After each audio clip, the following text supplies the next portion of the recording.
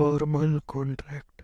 Informal contract is a type of contract that is recorded in writing and typically more structured and comprehensive than an informal or oral agreement. मतलब जो हमारे formal contract होते हैं वो ज़्यादातर written form में ही होते हैं, मतलब रिटन कॉन्ट्रैक्ट की तरह ही होते हैं। ये informal compare to informal contract, जो हमारे इनफॉर्मल कॉन्ट्रैक्ट होते हैं वो ओरल होते हैं। ठीक, वही बताया गया इसमें। Formal contract are typically used in situation, मतलब किस किस जगहों में फॉर्मल कॉन्ट्रैक्ट यूज़ होता है वो देखते हैं। We are clear understanding of term and condition of agreement is important.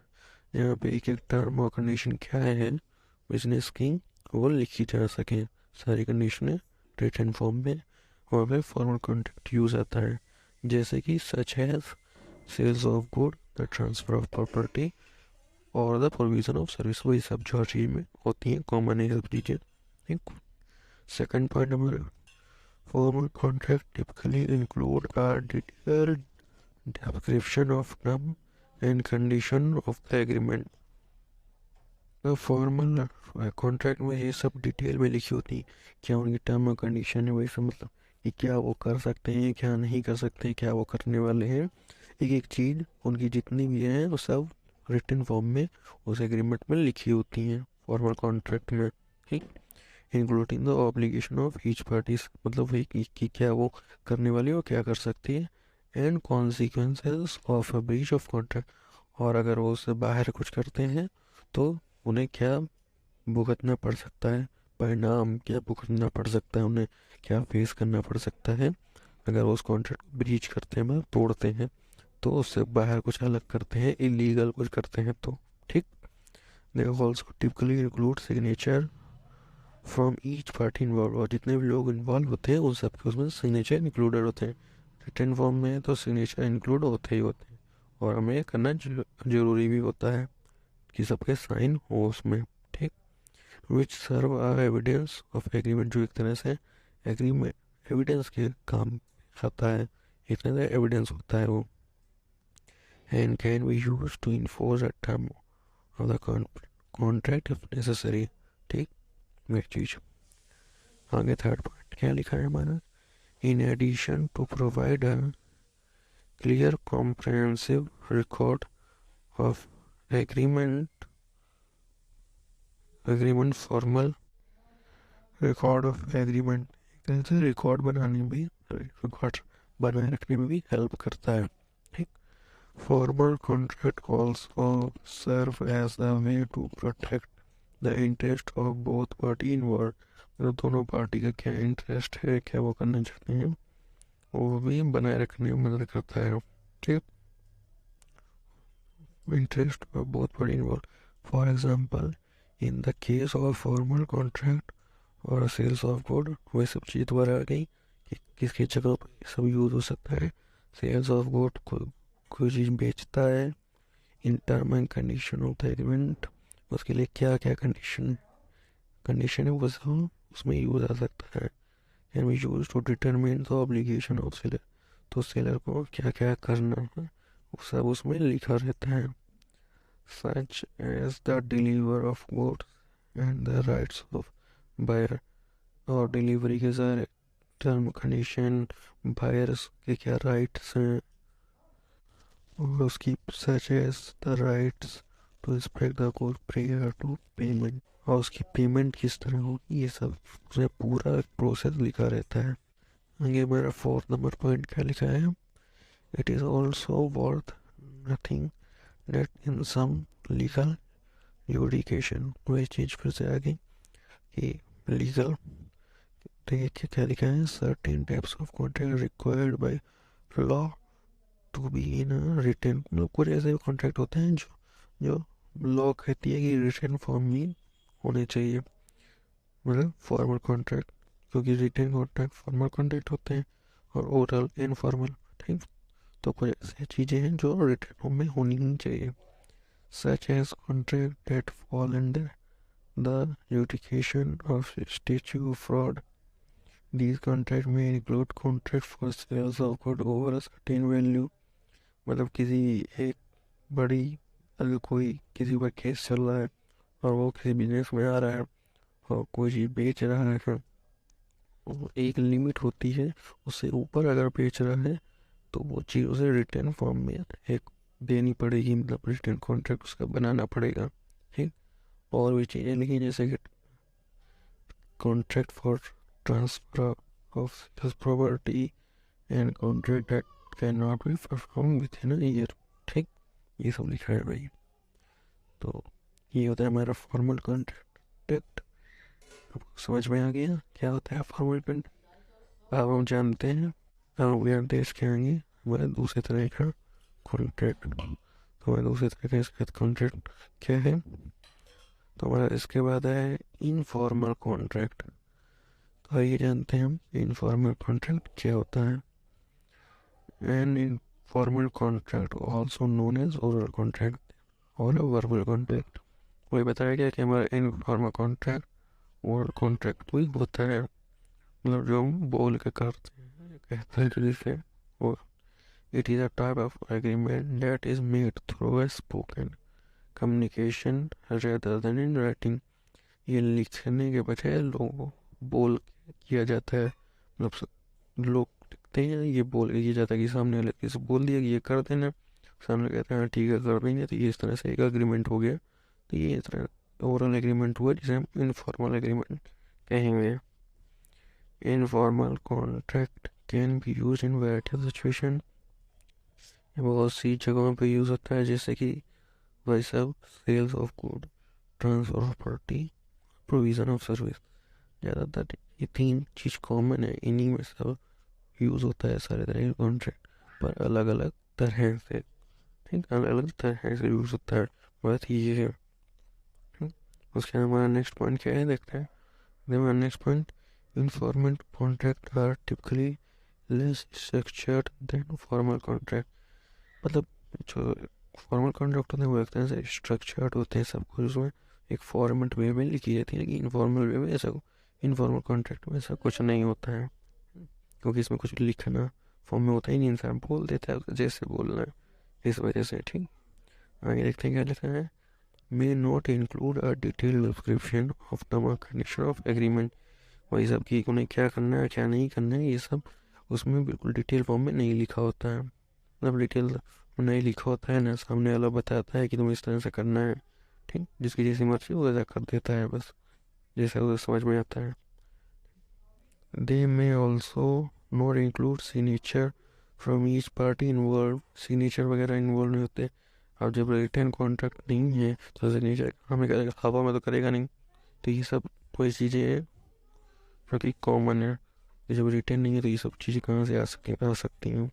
ठीक, तो it is more difficult to enforce the term of agreement if necessary. अब ये चीज़ बाद में जाके दिक्कत करती है कि बाद में अगर रिकॉर्ड नहीं होता है, तो जैसे रिटर्न कॉन्ट्रैक्ट में आपके पास रिकॉर्ड होता है, बाद में आप दिखा सकते हैं अगर तो कोई भी प्रॉब्लम होती है, लेकिन अवर कॉन्ट्रैक्ट में ऐसा नहीं होता है। It is more difficult to enforce the term of agreement if necessary. तो बाद में जाके अगर रिकॉर्ड नहीं होता है तो ये दिक्कत देता है कि आपका कोई रिकॉर्ड नहीं है, बाद में कोई भी अगर प्रॉब्लम उठती है, कोई भी डिस्प्यूट होता है या कोई किस तरह की मिसलीडिंग हो जाती है, तो ये कैसे आप साबित कर सकते हैं। इसलिए इनफॉर्मल कॉन्ट्रैक्ट थोड़ा सा डिफिकल्ट होता है। आगे पॉइंट क्या है हमारा, despite the potential challenge associated with informal contract. और ऐसे बहुत सारे चैलेंजेस आते हैं इनफॉर्मल कॉन्ट्रैक्ट में, दिक्कतें आती हैं मतलब इनफॉर्मल कॉन्ट्रैक्ट में। ठीक, they can still be legal binding if they meet the criteria of a valid contract। But फिर भी एक तरह का कॉन्ट्रैक्ट होता है और लीगल लॉ जो होते हैं हमारे उनके अंदर करना ज़रूरी होता है। ये सब चीज़ों के बाद भी रिटर्न नहीं है तो क्या हुआ, लेकिन फिर भी इसके लिए लीगल लॉ जो बनाए गए हैं उसके अंदर आना चाहिए, तभी ये वैलिड माना जाएगा कॉन्ट्रैक्ट, मतलब इनफॉर्मल कॉन्ट्रैक्ट तभी माना जाएगा वैलिड। ठीक, ये मतलब इसका। आगे क्या लिखा है, for a contract to be considered valid, तब ये वैलिड माना जाएगा।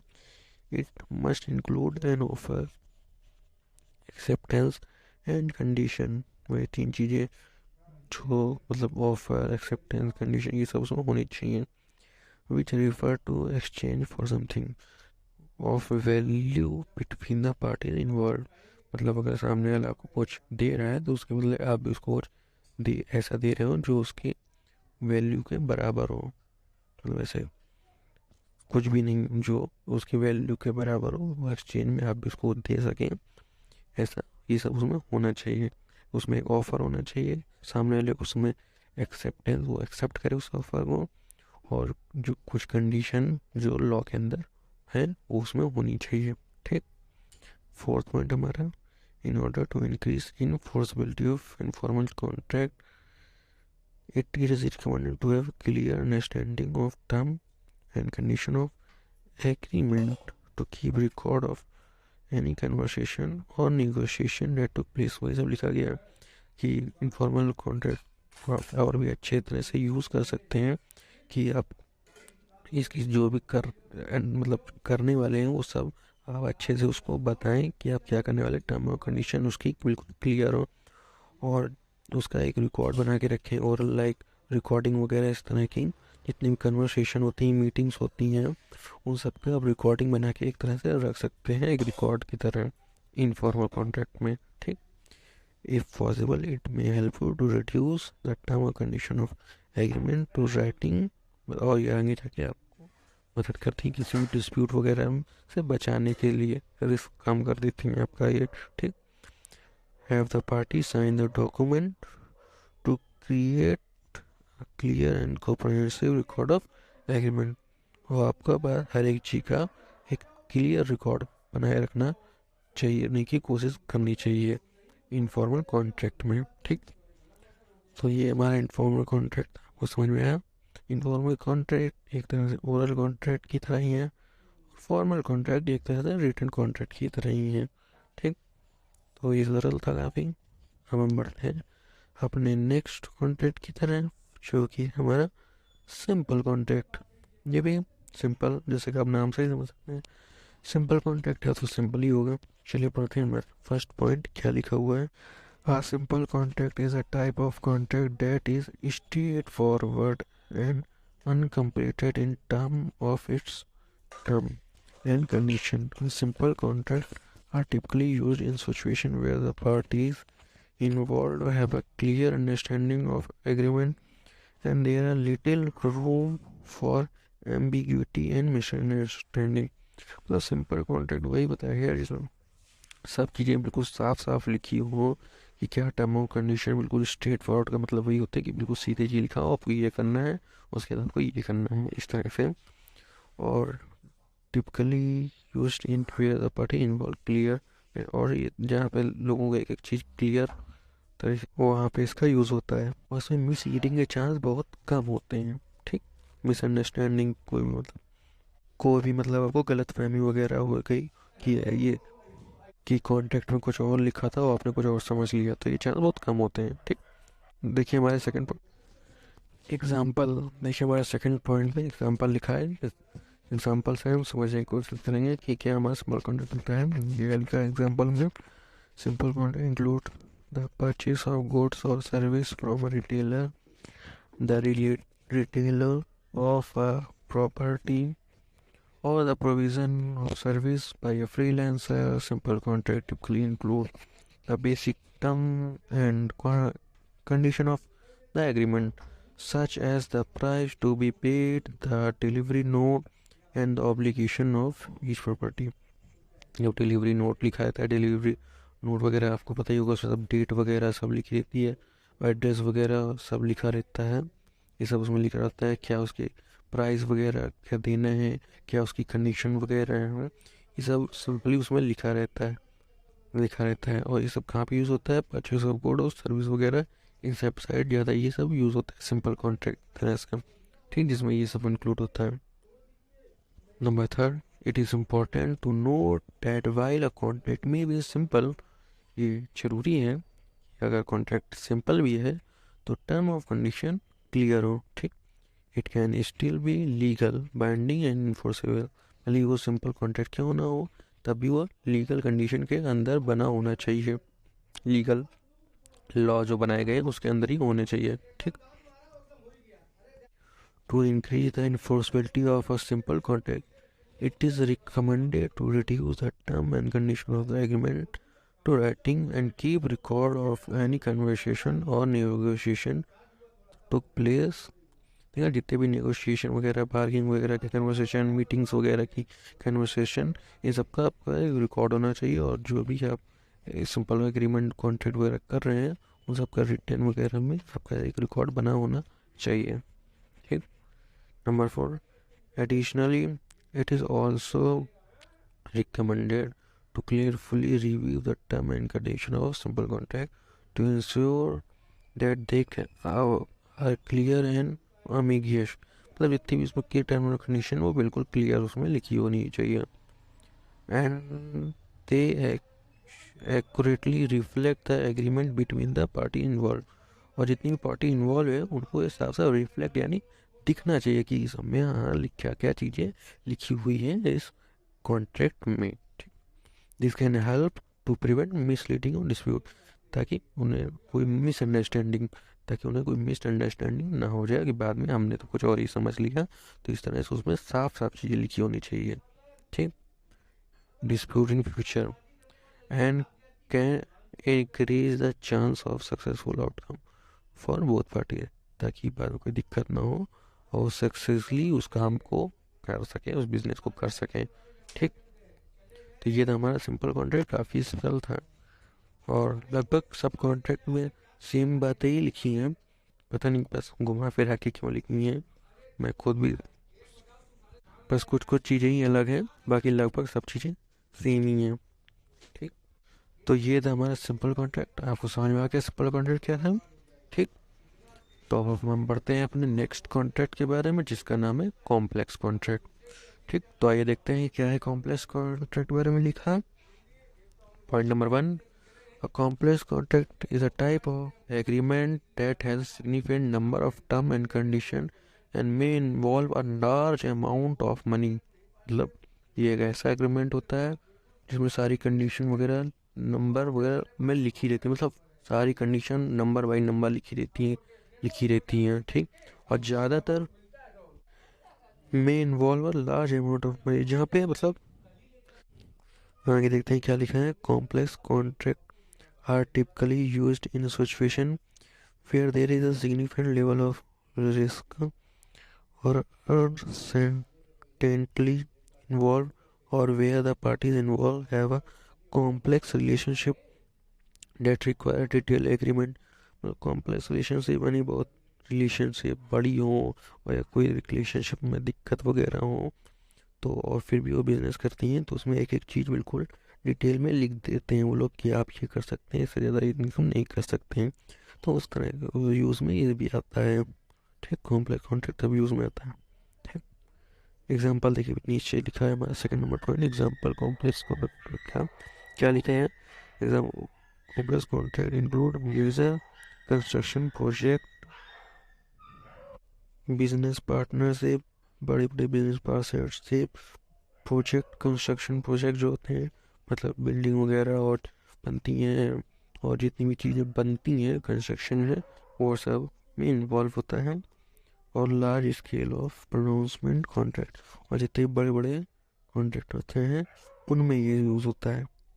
Complex contract typically include a large number of provision clause and condition. इसमें सबसे ज़्यादा प्रोविजन लॉ की धाराएं और क्लॉज मतलब जितने भी क्या नहीं कर सकते हैं वगैरह जो चीज़ होती हैं क्लॉज होते हैं वो सब तो सब बिल्कुल एक लिखी रहती हैं, ढेर जितनी भी होती हैं और कंडीशन जितनी भी होती हैं। ठीक। That address wide range of potential issue और कंसिक्वेंस। और ठीक। अब हम देखते हैं थर्ड पॉइंट में क्या लिखा है। Due to the complexity of term and condition of complex contract, क्योंकि इसमें इतने कॉम्प्लेक्स होते हैं टर्म और कंडीशन वगैरह, तो it is important to careful review and understand the agreement before entering to it. तो ये लिखा है कि आप आपको इसमें इंटर होने के लिए, मतलब कॉम्प्लेक्स कॉन्ट्रैक्ट आप करने जा रहे हैं और उसमें उस बिजनेस में इन्वॉल्व हो रहे हैं, तो आपको एक एक कंडीशन जो इसकी है वो पढ़ लेनी चाहिए और समझ लेनी चाहिए, ठीक है, इंपॉर्टेंट है। This can help to prevent misleading और dispute in future and can increase the chance of a successful outcome for both party. इससे कि आप मिसअंडरस्टैंडिंग के जो चांस होते हैं वो कम हो जाते हैं फ्यूचर के लिए, और इससे आप एक सक्सेसफुल बिजनेस कर सकते हैं, मतलब बाद में कोई दिक्कत वगैरह नहीं आएगी। इसलिए आपको कंडीशन वगैरह है उसकी अच्छे से पढ़ लेनी चाहिए, ठीक। ये लिखा है इसमें। हाँ, ये हमारा 4th नंबर पॉइंट देखते हैं उसमें क्या लिखा है। Additionally it is also recommend to seek the assistance of a qualified legal profession to draft or review a complex contract. This can help to ensure that agreement accurately reflects the exception of parties involved, that it meet all the applicable requirement। मतलब वही सब use की क्या legal requirement है वो सब उसमें अच्छे से लिखी होनी चाहिए। एक्सेप्शन क्या, वो एक्सेप्शन है उसके मतलब क्या वो नहीं कर सकते हैं, ये सब उसमें लिखी होनी चाहिए और उन सब बारे में उन सबको पता होना चाहिए। और ड्राफ्ट मतलब अच्छे से वो सब एक कॉन्ट्रैक्ट बना होना चाहिए, इसमें ये सब लिखा जाए, अच्छे से लिखा हो और सामने वाले को समझ में आ सके। रिव्यू कॉम्प्लेक्स कॉन्ट्रैक्ट, सामने वाले उसे समझ सके, ठीक, ये लिखा है इसमें। आगे हमारा last point, in general complex contract require a significant law of negotiation, communication and cooperation between the parties involve, ठीक। By working together to reach a manually acceptable agreement, the parties can increase the chance of successful outcome and minimize the risk associated with the contract। इसमें वही बात लिखी है कि किस तरह से ये आपको फ्यूचर में बचाती है, किसी रिस्क को कम करती है, आपका मतलब कोई भी रिस्क बाद में आपका मिनिमाइज होता है जिस अगर आपकी सारी चीज़ें उसमें अच्छे से लिखी हुई हैं, ठीक। और आप मैनुअली एक्सेप्ट मत, ये जो लिखा है bye working together reach a manually acceptable agreement, और ये आपको मैनुअली एक्सेप्ट करना पड़ता है, मतलब अच्छे से पढ़ के साइन इन करके तब आप इसको एक्सेप्ट करें, ठीक, ये लिखा है इसमें। तो ये था हमारा कॉम्प्लेक्स कॉन्ट्रैक्ट। आपको समझ में आया होगा क्या होता है कॉम्प्लेक्स कॉन्ट्रैक्ट। तो अब हम समझते हैं अपने नेक्स्ट टाइप ऑफ कॉन्ट्रैक्ट, जो कि है हमारा फिक्स टर्म कॉन्ट्रैक्ट। तो ये जानते हैं क्या है हमारा fix term contract. A fix term contract also known as defined term contract, बिल्कुल सिंपल। हमारा जो फिक्स टर्म कॉन्ट्रैक्ट होता है वो डिफाइंड टर्म कॉन्ट्रैक्ट के नाम से भी जाना जाता है, ठीक। It is the type of agreement that has specific start date and end date. हो मतलब उसमें स्टार्टिंग डेट और इन डेट पे लिखी होती है उस कॉन्ट्रैक्ट की, मतलब कब वो शुरू होगा कब वो ख़त्म होगा ये इसमें लिखा होता है, ठीक, इस कॉन्ट्रैक्ट में।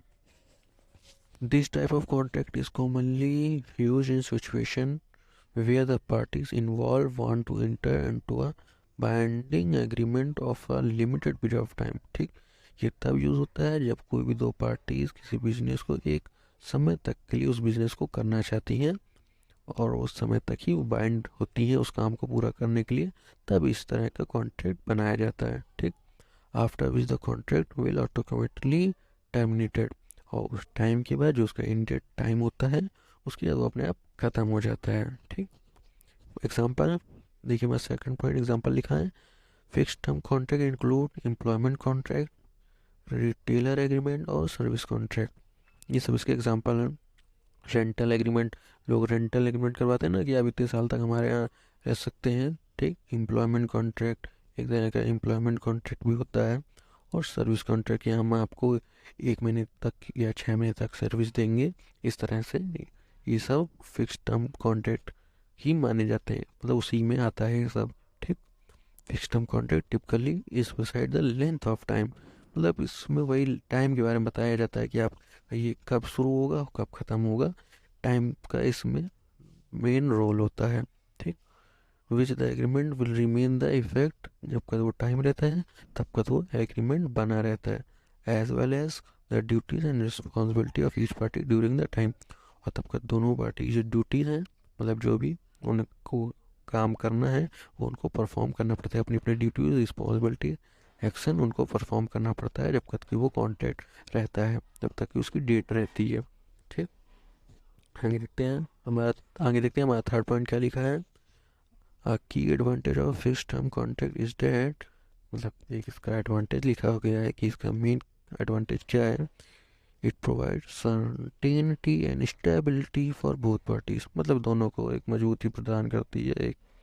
ठीक, it allow the parties to enter into a binding agreement for a specific period of time without the risk of indefinite committed, मतलब किसी भी बिना रिस्क को लिए बिना एक पर्टिकुलर टाइम तक जो भी उस कॉन्ट्रैक्ट की टाइमिंग है उस टाइम तक दोनों ही पार्टी को बाइंड करके रखती है कि तब तक आपकी जो ड्यूटीज है आपको वो पूरी करनी पड़ेंगी जब तक कि उस कॉन्ट्रैक्ट की टाइमिंग चल रही है। ठीक, फोर्थ पॉइंट हमारा, however it is important to note that the fix term contract can also have some disadvantage, इसके कुछ डिसएडवांटेज भी होते हैं। देखते हैं क्या है वो।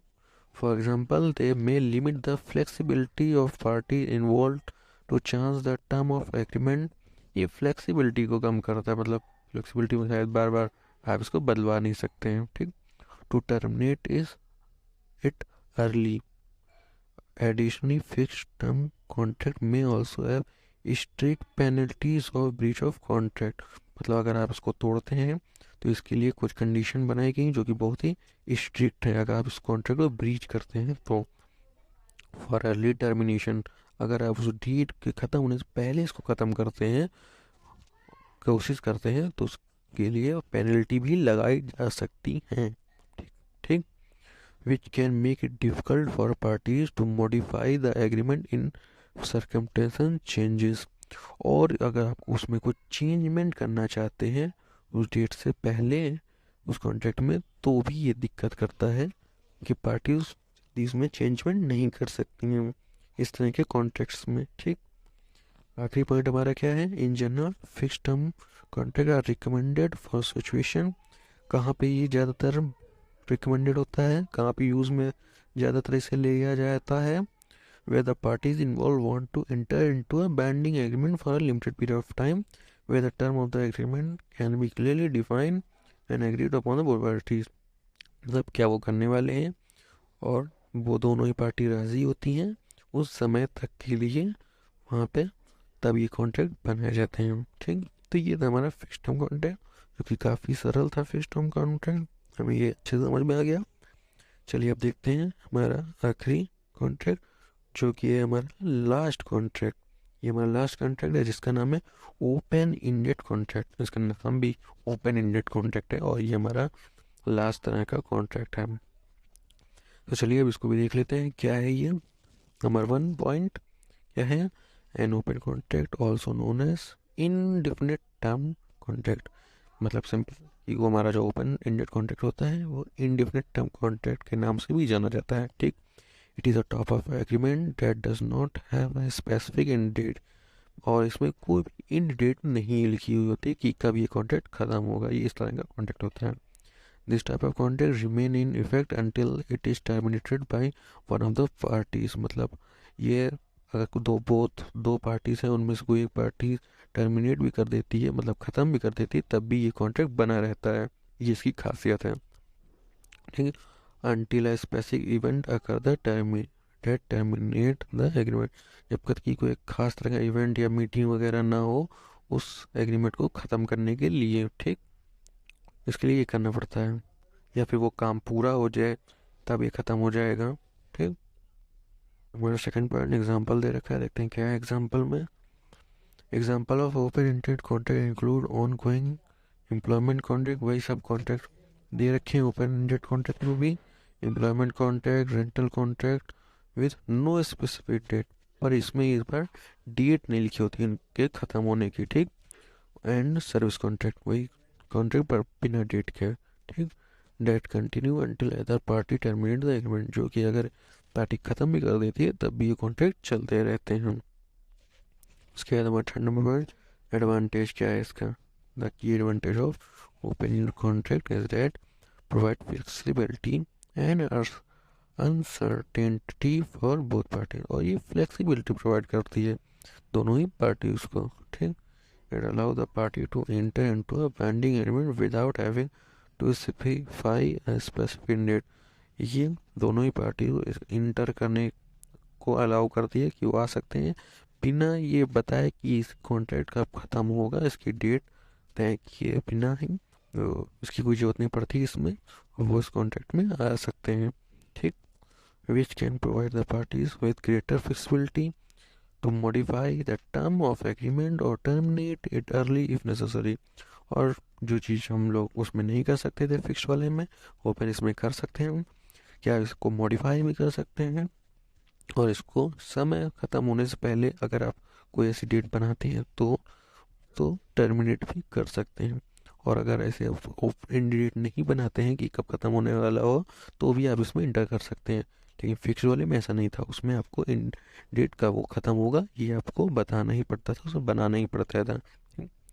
उसके बाद आखिरी उसके बाद हमारा 4th नंबर पॉइंट क्या है, open-ended contract have also a disadvantage. इसका एक डिसएडवांटेज भी है, क्या है देख लेते हैं.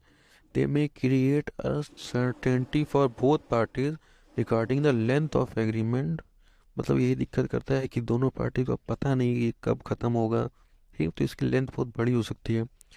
And the future responsibility and obligation of each party, जो कि बाद में दिक्कत कर सकता है, ठीक. Additionally, open-ended contract may also have strict penalties of breach of contract or for early termination.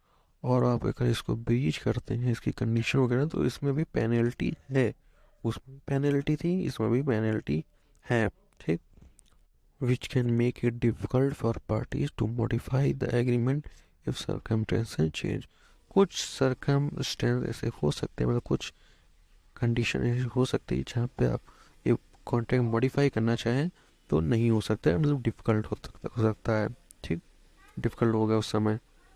आखिरी पॉइंट हमारा क्या लगा है, in general open ended contract are recommended for situation. ये कहाँ कहाँ के लिए ज़रूरी होता है, where the parties involve want to enter into a binding agreement without specifying a specific end date. जहाँ पे पार्टीज इंटर होना चाहती हैं उस बिजनेस के बिना कोई इन डेट तय किए बिना, ठीक.